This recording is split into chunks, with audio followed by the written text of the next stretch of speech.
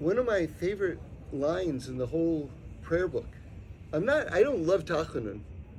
I don't know if there's anyone like, how dare you not love TACHANUN? I don't know if anyone's going to take offense at that on behalf of TACHANUN, but I don't know a lot of people who are like, oh, I can't wait till TACHANUN, so, but anyway, when we're not saying the long TACHANUNs, the opening part of TACHANUN is so I say it in English anyway,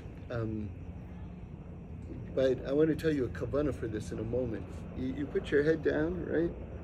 By the way, I'm sure all you know this, but you put it down on your right hand, because on your left hand you have your tefillin in Shacharis, and then in Mincha, because you don't have your tefillin over here, then you switch arms and you put it over here. So and David said to Gad, I am exceedingly distressed. Let us fall into Hashem's hand, for his mercies are abundant, but let me not fall into human hands. And so let me just tell you my kavanah for that, which is that, and we've discussed this before, I think it's so important, whatever you receive in your life, try to receive it directly from God. I've been working on something lately, which is before I check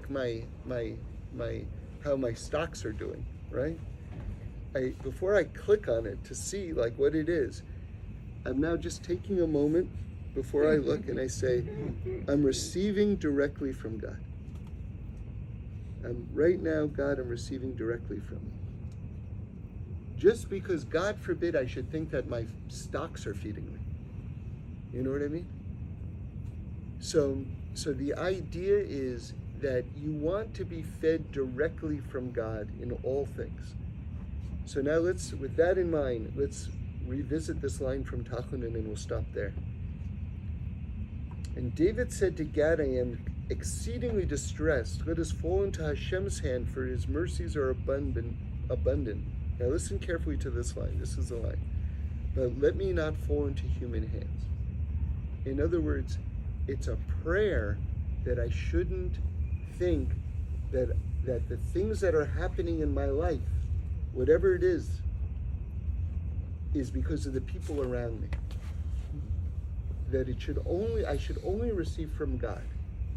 And so I'm praying, let me not fall into human hands. Because to fall into human hands means that I've forgotten about God, essentially. And I think that all these people around me have control over my life. And so it's really worth praying for. Let me not fall into human hands, into that consciousness of thinking that I'm in human hands. Okay. Thank you, David.